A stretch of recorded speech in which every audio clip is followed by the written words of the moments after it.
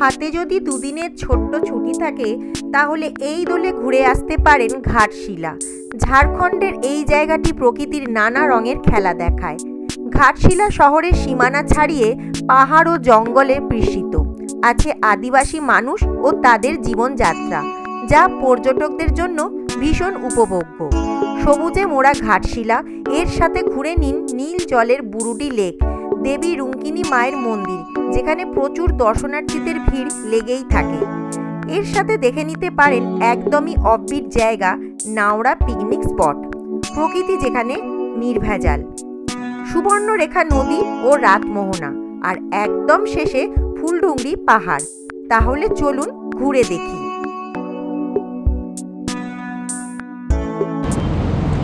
দৈনন্দিন রোজকার জীবনে ভ্রমণ এক টনিকের কাজ করে, তাই জন্য যাযাবর মন আবার পথে বেরিয়ে পড়েছি আবারও প্রত্যেকবারের মতো। এখন দাঁড়িয়ে আছি মুম্বাই রোডে, সঙ্গে যাচ্ছে সুবর্ণ, মা আর আমার কন্যা। যাচ্ছি ঘাটশিলার উদ্দেশ্যে দুদিনের ছোট্ট ট্রিপে। পর এতক্ষণে আমরা হল্ট নিলাম, মোটামুটি আমরা রাস্তায় খুব একটা দাঁড়াইনি। আর দাঁড়ানোর পরেই যখনই ওই দত্তবাবু বেরোয়, ওর যেটা রোজের কাজ আর কি, এনার সেবায় এত লেগে যায় যে কি বলবো আর কি। নিজে রেডি হতে যত না সময় লাগে, এটাকে রেডি করতে করতে দেখুন একটু ধুলো পড়েছে। এখনও আমাদের বাকি অনেকটা রাস্তা এখন থেকে মোছামুছি। তুমি কেন আবার এটাতে কেন এখন মুছছো?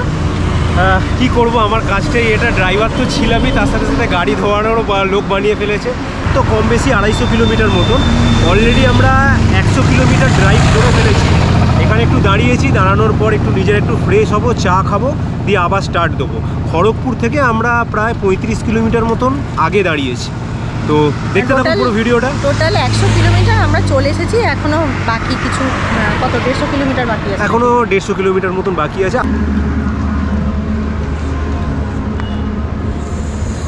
চলছে এখন আমাদের চা বিরতি।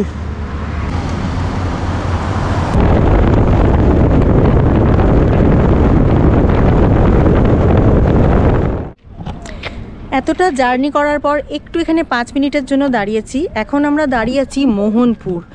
এই যে দেখুন বন্ধুরা, এখানে একটা বাস স্টপেজ করা রয়েছে, স্টপেজ আছে, ওপরে লেখা আছে মোহনপুর। থেকে লোধাশুলির যে জঙ্গল সেটা স্টার্ট হয়ে যাচ্ছে।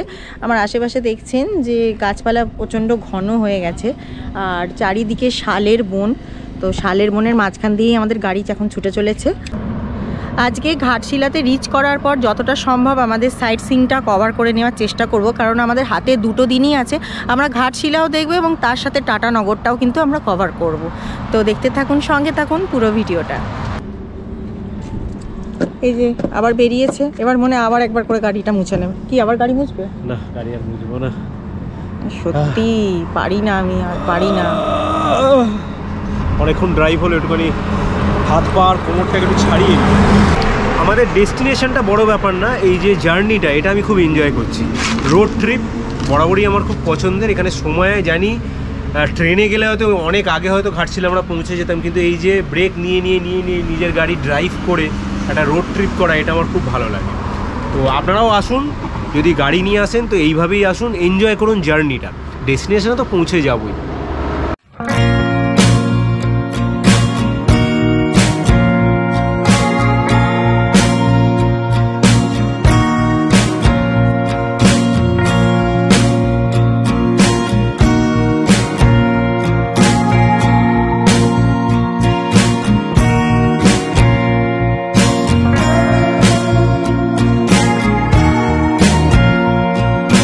দেখতে দেখতে আমরা চলে এসেছি বুরুডি লেকের কাছেই আছে বুরুডি লেক। আর একটু গেলেই এদিকে পাহাড়ের সারি শুরু হয়ে গেছে, তার মধ্যে দিয়ে রাস্তা কংক্রিটের, খুব সুন্দর লাগছে। একদিকে দেখছেন মাঠ, এদিকে সব চাষ হচ্ছে, ধান চাষ হয়েছে, আম বাগান, আর আমের মুকুল ইতিমধ্যেই এসে গেছে, জানান দিচ্ছে যে বসন্ত এসে গেছে। এখানে কিন্তু গেট পাস নিল, গাড়ি পুরোটাই লেকের একদম কাছে চলে যাবে। তো 50 টাকা নিল আমাদের কাছ থেকে। আর এখান থেকে 5 কিলোমিটার দূরে আছে ধারাগিরি ওয়াটারফলস, সেটা দেখবো আমরা যাবো কিনা।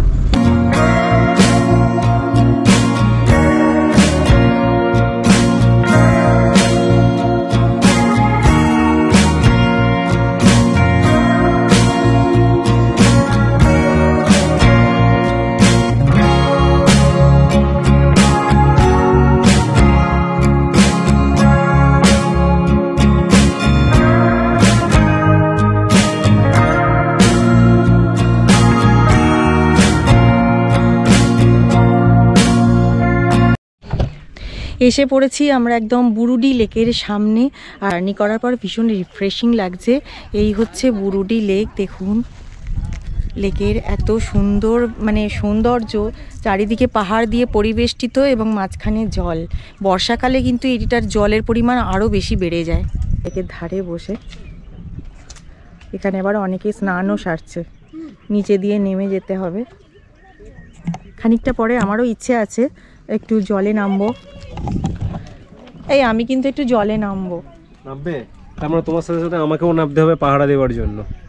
না সবসময় পাহাড়া কেন, আমি কি একা যেতে পারি না? ডেফিনেটলি যেতে পারো, তো আমার তো একটা পাহাড়ার দরকার নেই। রেসপন্সিবিলিটির ব্যাপার আছে। দূরে আমি দেখতে পাচ্ছি এই যে বোটে হয়তো বোটিং হয়। এখানে দেখুন দেখা যাচ্ছে নৌকা, সেটা আমরা পরে যাব গিয়ে জানবো।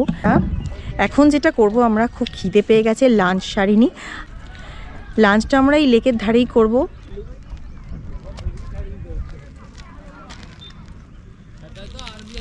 গাড়িতে চলছে আমাদের খাওয়া দাওয়ার পর্ব। এই দেখতে পাচ্ছেন প্লেট লেগে গেছে। আইভি এখন খাবার সার্ভ করছে। কি খাবার নিয়ে এসছো একটু বলে দাও। দেখিয়েই দাও কি এনেছি। এটাতে রয়েছে আমাদের রাইস, মানে নর্মাল সাদা ভাত, আর রাইস আর চিকেন কষা, লাল লাল চিকেন ঝোল, লাল লাল ঝাল ঝাল। কি হচ্ছে আজকে আমাদের লাঞ্চের মেনু, বাড়ি থেকে বানিয়ে এনেছি, ঠিক আছে। আর এই লেকের ধারে, লেকের সামনে আমরা লেক এনজয় করতে করতে যে খাবারটা খাবো। ওয়াও।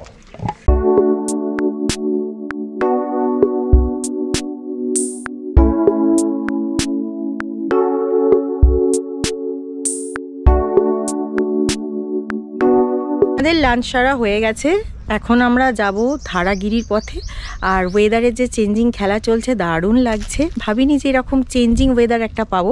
আবার এখন দেখছি ক্লাউডি ওয়েদার, হয়তো বৃষ্টি নামতে পারে। একটু মেঘলা করে এসছে, তার সাথে ঠান্ডা ঠান্ডা হাওয়া দিচ্ছে। এটা অনেকক্ষণই আমরা কাটালাম। এবারে আমরা যাচ্ছি ধারাগিরির পথে। আর পেছন দিকে দেখছেন বোট রাইডে অনেকেই করছে। এই শীতের সময় বলুন, বর্ষার সময় বলুন, দুটোরই আলাদা আলাদা বিউটি আছে। আমরা যেখানেই যাই না কেন, ঋতুটা কিন্তু খুব ডিপেন্ড করে যে কোনো জায়গার জন্য।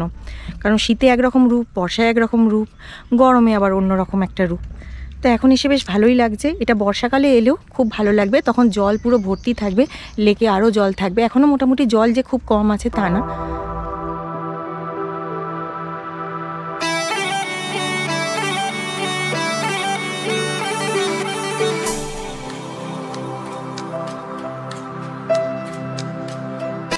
পথে আর যেতে যেতে একটা কথা যেটা মনে হলো আর কি, যারা আমাদের আগের ভিডিও দেখেছেন পুরুলিয়ার ব্লগটা, আমরা নিজেদের গাড়ি নিয়ে গিয়েছিলাম, পুরুলিয়াও গিয়েছিলাম। তো অনেকদিন পর আবার বাই কার এরকম আবার পাহাড়ে এলাম, বেশ ভালো লাগছে, একটা অন্যরকম অভিজ্ঞতা।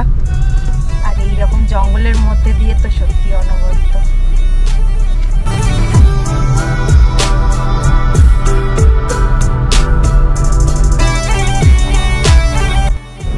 বলতে বলতেই কিন্তু কাছে বৃষ্টির ফোঁটা, এই যে বৃষ্টির ফোঁটা পড়েছে, বৃষ্টি শুরু হতে পারে হয়তো।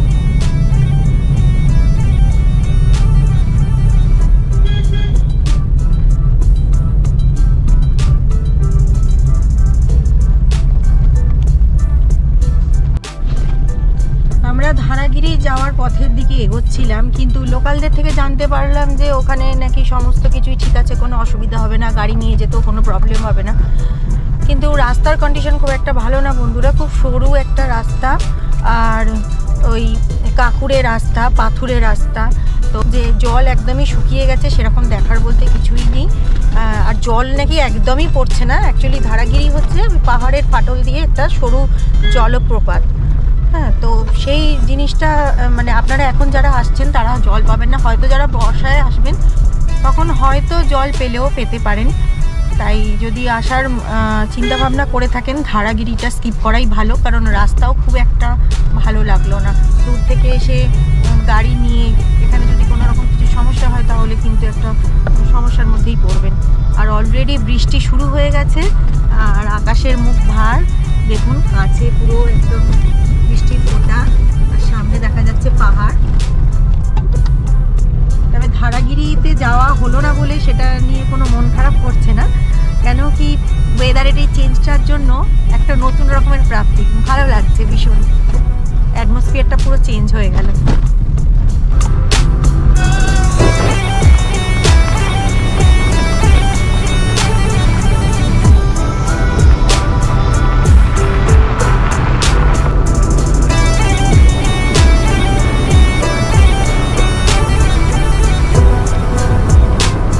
বৃষ্টি বাড়ছে আর তার সাথে আমরা পাহাড়ের একদম টপে উঠছি, আর তার সাথে যেটা অ্যাড হচ্ছে আর কি অন্য একটা গন্ধ। জঙ্গলের মধ্যে বৃষ্টি পড়লে বা কোনো তপ্ত জায়গায় বৃষ্টি পড়লে, পাহাড়ে রুক্ষ পাহাড়ের ওপর বৃষ্টি পড়লে যে একটা গন্ধ পাওয়া যায়, সেই গন্ধটাই এখন পাচ্ছি, একটা বুনো গন্ধ, বৃষ্টির ফোঁটা, মেঘলা ওয়েদার, আর তার সাথে এইরকম একটা ড্রাইভ, দারুণ।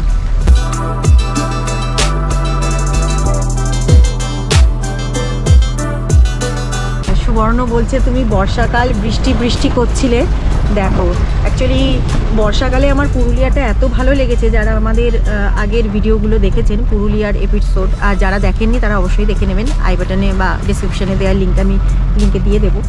তো বর্ষার সময় এত ভালো লেগেছে, শীতেই মোটামুটি ঘোরাটা আমরা বেসিক্যালি করে থাকি, কিন্তু বর্ষার সময় যে এত বিউটিফুল হয় না পাহাড়ি এলাকায়, আর সেই একটা স্বাদ পেয়ে গেলাম। তাই সুবর্ণ বলছে তুমি বর্ষা বর্ষা করছিলে, দেখো এখন মনেই হচ্ছে না যে এটা একটা বসন্তকাল, এটা মনে হচ্ছে একদম বর্ষাকালে এসেছি, অকাল বৃষ্টি।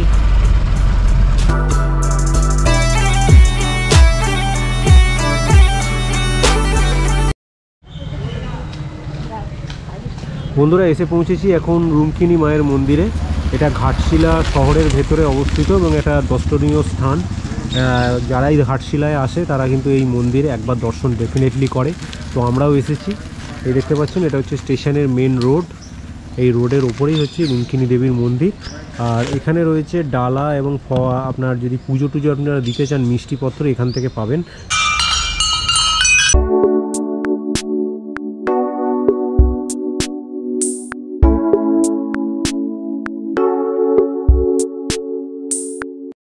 চলে গেছি বিভূতিভূষণ বন্দ্যোপাধ্যায়ের বসত বাড়িতে, যেটা গৌরীকুঞ্জ নামেও খ্যাত। তো চলুন বাড়িটির আশপাশ টোটাল ঘুরে আপনাদেরকে একটু দেখিয়ে দিই।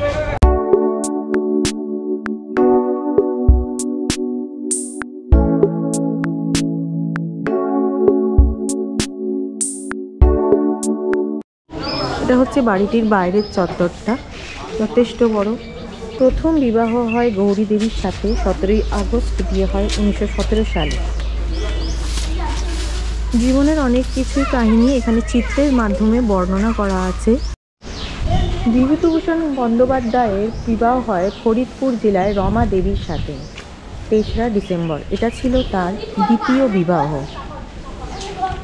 তার জীবন সংক্রান্ত কিছু চিত্র এখানে রাখা হয়েছে, যেমন সুবর্ণরেখার নিকটস্থ পঞ্চপাণ্ডবের সুবর্ণশিলার উপর বসে সিদ্ধেশ্বর পাহাড়ের দিকে তাকিয়ে তিনি তখন ধ্যানমগ্ন, সেই ছবি এখানে আঁকা আছে। ফুলডুগরি পাহাড়ে বসে বিভিন্ন সাহিত্য রচনা করেন। আমরা যাব সেই পাহাড়ে, যদিও সেই পাহাড়টি এখনও আমরা দেখিনি। ঘাটশিলার এটি আর একটি দ্রষ্টব্য স্থান। বিভূতিভূষণ বন্দ্যোপাধ্যায় দ্বিতীয় স্ত্রী রমা দেবীকে নিয়ে ঘাটশিলাস্থিত গৌরীকুঞ্জের প্রবেশ, তারই চিত্র এখানে বর্ণনা করা আছে। আপনারা এই জায়গাটিতে অবশ্যই ঘুরে যাবেন। যারা সাহিত্যপ্রেমী মানুষ তাদের জন্য কিন্তু এটা একটা আকর্ষণের বিষয় বলা যায়, খুবই ভালো লাগবে। এখন এই যে মঞ্চটা দেখছেন তারা দাস মঞ্চ অপুর পাঠশালা, এখানে একটা সম্প্রতিতে বিদ্যালয়ে এনারা চালান। আর ভিতরে রয়েছে একটা সংগ্রহশালা যেখানে বিভূতিভূষণ বন্দ্যোপাধ্যায়ের ব্যবহার্য জিনিস রাখা রয়েছে, যেমন তার বই, তার দৈনন্দিন জীবনের ব্যবহারিক জিনিসপত্র অনেক কিছুই রাখা আছে। সেটি আপনারা দেখে আসতে পারেন। আর সেটা আমি ক্যামেরাবন্দি করতে পারলাম না এই কারণেই, কারণ সেটার পারমিশন নেই কোনো রকম ভিডিওগ্রাফি বা ফটোগ্রাফি, ভিতরে অ্যালাউ না, যতটা করছি বাইরে থেকে। তো আপনারা এলে সেটা অবশ্যই দেখবেন। আর এখানে আসতে গেলে কোনো টিকিটের মূল্য ধার্য করা হয় না, কোনো টিকিট দেওয়া হয় না। তো বন্ধুরা দেখুন, সেই সকাল থেকে ঘুরছি, এখনও আমরা হোটেলে চেক ইন করিনি। তো আপনারা যদি চান তো এরম আর্লি মর্নিং বেরিয়ে একদিনের মধ্যে কিন্তু ঘাটশিলাটা ঘুরে ফেলতে পারেন। আর বাকি যে স্পটগুলো বাকি পড়ে রইলো সেটা আমরা যেদিনকে বাড়ি ফিরবো সেদিনকে কভার করবো। তো এই আমাদের রুমে ঢুকে গেলাম। রুমে দুটো কিং সাইজ বেড আছে, বড় বড় কিং সাইজ বেড। এখানে আছে টিভি, ফ্যান, এসি, এখানে আছে মিরার, দুটো এসি আছে দেখুন। আর রুমটা যথেষ্ট বড়, ভীষণ বড় রুম, আর খুবই এয়ারি। জানলা রয়েছে একটা, দুটো জানলা, আর এদিকে রয়েছে বারান্দা, যদিও এখন সন্ধে হয়ে গেছে, সকালবেলা আপনাদেরকে দেখাবো। আর রুমের এইদিকে সাইডে রয়েছে ওয়াশরুমটাও যথেষ্ট পরিষ্কার পরিচ্ছন্ন। ওপরে আছে গিজার, মিরর, বেসিন, কল, এখানে বালতি মগ দেওয়া আছে, কোমোড, সমস্ত কিছুই ব্যবস্থা আছে, খুব সুন্দর। এদিকে তাক রয়েছে রাখার জন্য, ওদিকে আবার একটা ঘড়িও রয়েছে দেখছি। ছিমছামের মধ্যে ভিউ রুম যদি পেতে চান তাহলে এই হোটেলে আসতেই পারে। মোটামুটি সন্ধে হয়ে গেছে, তো লাইট সেরকম নেই। কালকে সকালবেলা আপনাদের পুরো রুম মানে আমাদের হোটেল ট্যুরটা করাবো, দেখাবো। ওপরে বড় ছাদ আছে, সামনে বারান্দা আছে, খুব সুন্দর। ছাদ থেকে পুরো একদম পাহাড়ের পুরো রেঞ্জ দেখা যাচ্ছে, বারান্দা থেকেও দেখা যাচ্ছে, সেটা সকালবেলা দেখাবো। আর আজকে আমরা এখন রুমে চেক ইন করে গেলাম, টায়ার্ড আছি, কালকে সকালবেলা দেখা হচ্ছে।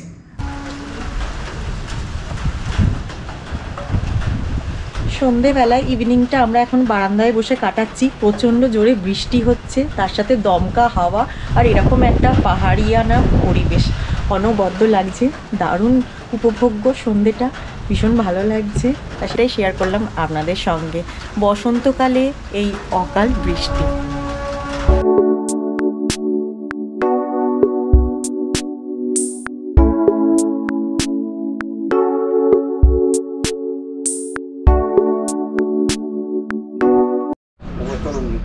এই দেখুন, এটা হচ্ছে গেট থেকে উঠে এলাম উপরে।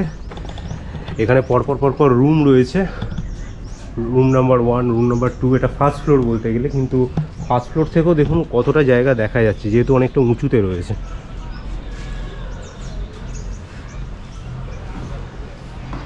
এই হচ্ছে ব্যালকনি, এই রুমটাতেই আমরা রয়েছি। সিঁড়ি দিয়ে উপরে উঠে যাব।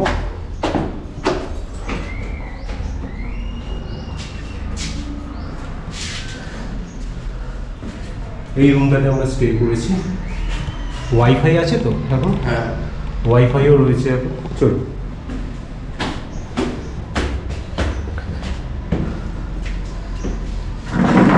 এখানে একটা বড় ছাদ রয়েছে, এই ছাদ থেকে পুরো মেন রোড, এমনকি ওদিকে গালুডি ব্যারেজও দেখা যাচ্ছে। প্রচুর ছোটোখাটো পাহাড় রয়েছে চারিদিকে, যেটা এখন কুয়াশার জন্য দেখা যাচ্ছে না। এই সামনে এখানে একটা পাহাড় দেখতে পাচ্ছেন, এই পাহাড়ের আগেই হচ্ছে হাইওয়ে। আর এখানে হচ্ছে ওনাদের রান্না করার জায়গা, বিশাল বড়। ওখানে একটা টালির চালা রয়েছে, যেখানে আপনারা বিকেলবেলার সময় স্পেন্ড করতে পারেন। ট্রেন যাচ্ছে গালুডি স্টেশন থেকে মাত্র 5 মিনিটের ডিস্টেন্স।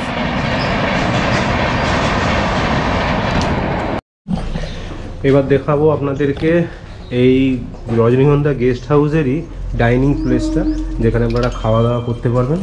এই দেখুন, টেবিল চেয়ার পাতা রয়েছে, এখানে আপনারা খাওয়া দাওয়া করতে পারবেন। এখানে সমস্ত রান্না বান্না হয়, আপনারাও এসে রান্না করতে পারেন। তাই? হ্যাঁ। রান্না কি কোথায় করতে দাও জায়গা? আমাদের কিচেনের মধ্যে যে চায়, মানে যদি আমরা মাংস রান্না করে নিব ওটুকু একটা নিজের মতন করে, বা যে কোনো জায়গায় ছাদে ফাদেও যদি রান্না করবো বলে করে নেওয়া যায়। আচ্ছা, বাহ, খুব ভালো। শুনলেন তো বন্ধুরা, যদি আপনারা চান নিজে হাতে এখানে এসে রান্না করবেন, তো সেটার ব্যবস্থা ওনারা করে দেয়। আপনারা জিনিস নিয়েও আসতে পারেন, নাহলে এখানেও আপনারা ব্যবস্থা পেয়ে যাবেন। আর এই হচ্ছে ছাদ। এখানে দেখুন একটা বারবিকিউয়ের জায়গা রয়েছে, একটা বিশাল বড় উনুন বা ভাট্টি বলতে পারেন, যেখানে বারবিকিউ যদি আপনারা করতে চান তো এনারা ব্যবস্থা করে দেবে। বারবিকিউয়ের কি রেট আছে গো চিকেনের? একটা গোটা মুরগি 600 টাকা। আচ্ছা, আর এমনি কাবাব ফাবাব যদি বানাও? মানে ওই গোটা মুরগিটাই মানে আমরা ইয়ে করে দেওয়া হয়, তারপরে ওটা তোমরা সার্ভ করে দাও। হ্যাঁ। হ্যালো এভরিওয়ান, আজকে আমাদের তৃতীয় দিন মানে থার্ড ডে আমরা বেরিয়ে পড়েছি। আজকে যে স্পটগুলো আমাদের ঘাটশিলার মেনলি বাকি ছিল সেগুলো আমরা কভার করব। গতকাল আমরা টাটা নগরটা ঘুরেছি। এখন আমি দাঁড়িয়ে আছি ঝাড়খণ্ডের নাওড়া পিকনিক স্পটেতে। পাহাড়ের ভিউটা দেখুন, এটা একটা পিকনিক স্পট। অনেকে এখানে পিকনিকও করছে, দূরে দেখা যাচ্ছে গাড়ি থামিয়ে দেখছেন পিকনিক করছে। আর পরিবেশটা ভালো, যারা অফবিট পছন্দ করেন তাদের জন্য কিন্তু এই জায়গাটা ভীষণই ভালো লাগবে। খুব নিরিবিলি একটা ছিমছাম জায়গা। এখানে আমরা অলরেডি গাড়ি দাঁড় করিয়ে দিয়েছি যেতে যেতে। এখনও আমরা ওই স্পটে যাইনি, কিন্তু যাওয়ার মুখেই একটা ব্রিজ পড়বে, ব্রিজের ওপরেই এই সুন্দর একটা ভিউ পয়েন্ট আপনারা দেখতে পাবেন। এখন আমরা এসে পৌঁছেছি গালুডি থেকে প্রায় 4-5 কিলোমিটার দূরে রুমকিনি মায়ের মন্দিরে। আমরা আরেকটা রুমকিনি মায়ের মন্দির দেখেছি যেটা হচ্ছে ঘাটশিলা শহরের ভেতর। এটা একটুখানি বাইরে মানে আউটস্কার্টের দিকে রুমকিনি মায়ের মন্দির। তো দেখতে পাচ্ছেন এখানে মন্দির চত্বরে প্রচুর দোকানপাট রয়েছে, জিনিসপত্র বিক্রি হচ্ছে এখানে।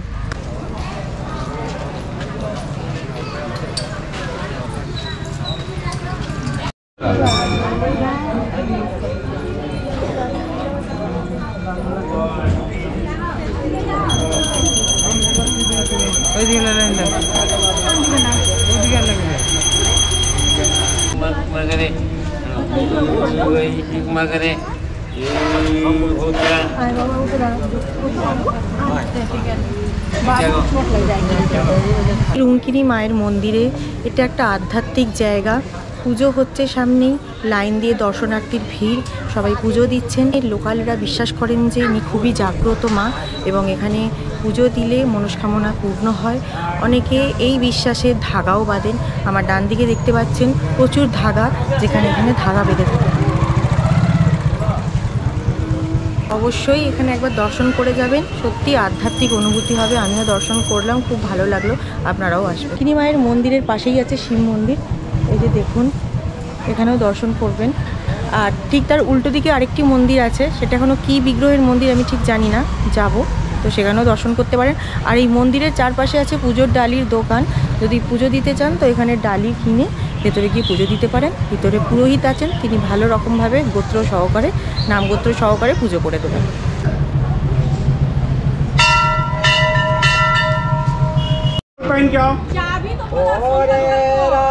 রুমকিনি মন্দিরের সামনেই রুমকিনি মা হাড়ি মন্দির, যেটা এই রাস্তার ধারে। এই দেখতে পাচ্ছেন রুমকিনি মায়ের মন্দির, তার ঠিক সামনে উপরের দিকে যাব।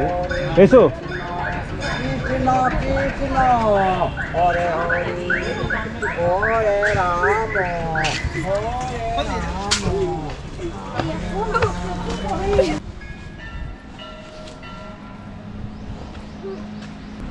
রাধাকৃষ্ণর মূর্তি রয়েছে ভেতরে।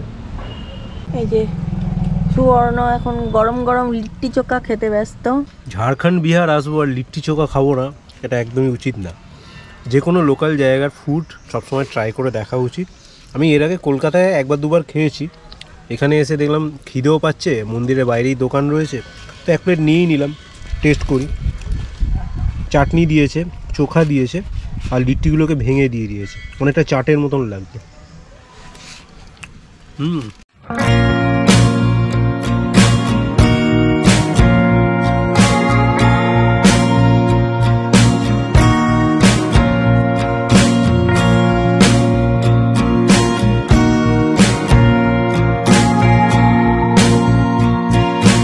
হচ্ছে ঘাটশিলার একটা ফেমাস স্পট, সেটা হচ্ছে রাতমোহনা।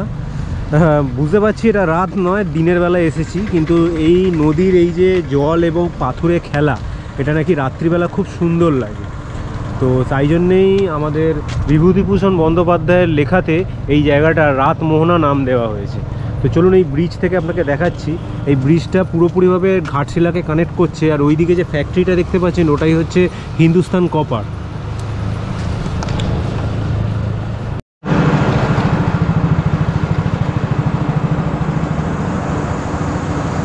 এখানে আগে একটা কংক্রিটের সেতু ছিল, যেটা এখন ভেঙে গেছে। তো জলের এখানে স্রোতটা অনেকটাই বেশি, যেহেতু নদীর গভীরতা বেশি নয়, আর প্রচুর পাথর এবং শিলা পড়ে রয়েছে। এই জায়গাটা যেহেতু সুবর্ণরেখা নদীর ধারে এবং নদীর মধ্যে প্রচুর শিলা পাথর পড়ে রয়েছে, তাই জন্যে এটা ঘাটশিলা নামকরণ করা হয়েছে। ফুলডুগরি পাহাড় বলতে যেটা বেসিক্যালি বোঝায় একটা ছোট টিলা, পাহাড় পাহাড় ঠিক নয়, একটা ছোট টিলা, লাল মাটির টিলা। তো পাথুরে রাস্তার উপর দিয়ে আমাদেরকে যেতে হচ্ছে। এটা হচ্ছে শর্টকাট, আপনারা ঘুরে ঘুরে যেতে পারেন, ওইদিকে রাস্তা করা আছে। আর বেসিক্যালি দেখার মতো তেমন কিছু একটা নেই, জঙ্গলে ভর্তি। এখন অনেক দিন ছোটোবেলায় একবার এসেছিলাম বাবা মার সাথে, তখন কিন্তু আমাদের গাড়ি একদম টপে উঠে গিয়েছিল, গোল গোল গোল গোল করে ঘুরে একদম টপে আমরা গিয়েছিলাম গাড়ি করে। কিন্তু আমি জানলাম, জিজ্ঞাসা করলাম লোকালদের থেকে, কিন্তু এখন বোধহয় সেটা বন্ধ হয়ে গেছে, যেহেতু রাস্তা সরু হয়ে গেছে, ন্যারো হয়ে গেছে। আর খুব একটা মেনটেন হয় বলে সেটাও মনে হচ্ছে না, কারণ ঝোপে ঝাড়ে খুবই ভর্তি। আর তার মাঝখানেই একটা সরু রাস্তা, সেটাকেই অনুসরণ করে আমরা এখন ওপরে উঠছি। এখানে লেখক বিভূতিভূষণ বন্দ্যোপাধ্যায়, তিনি তার অবসর সময় এসে এখানে লিখতেন, তো সেটারই ওখানে একটা স্মৃতিস্মারক করা আছে। তো চলুন ওপরে উঠে দেখি। একটু খাড়ায় আর একটা রাস্তা আছে পাশ দিয়ে, সেটা একটু চওড়া, কিন্তু অনেকটা ঘুরে যেতে হবে বলে এটা শর্টকাট। আমরা এই রাস্তাটাই নিয়েছি, দুজনে মিলে উঠছি। অনেকটা ওপরে এসে গেছি। এখানে এই বাউন্ডারি ওয়ালটার ওপারেই হচ্ছে স্পটটা। এই ম্যাডাম হেঁটে যাচ্ছেন। এতটা উঠে হেঁটে আসার পর যে একটা রাউন্ড টাইপের সার্কেল পেলাম, সেটার থেকেই মনে পড়লো বহু পুরনোর আগের স্মৃতি। বাবা মার সাথে এসেছিলাম, আমাদের গাড়ি ঠিক এইভাবে ঘুরে গিয়ে টপে পৌঁছেছিল। এখন আর সেই রাস্তা এখন অনেক ন্যারো হয়ে গেছে বলে সেটার আর উপায় নেই। তো ওপরে আমাদের দেখা যাচ্ছে রাস্তা করা আছে, যাচ্ছি চলুন। আর যেটা এখানে হচ্ছে বেসিক্যালি আসতে যেটা নজর কাটছে, ঝাঁকে ঝাঁকে প্রচুর প্রজাপতি, রং বেরঙের প্রজাপতি চারিদিকে পুরো ঘুরে বেড়াচ্ছে ঝাঁকে ঝাঁকে। আর শালের বন এমনিতে খারাপ লাগবে না, বসন্তের সময় বেশ ভালো উপভোগ্য। উঠতে উঠতে একটা গেট নজরে পড়লো, এই গেটটা দিয়ে আমরা একেবারে শর্টকাটে টপে পৌঁছে গেলাম।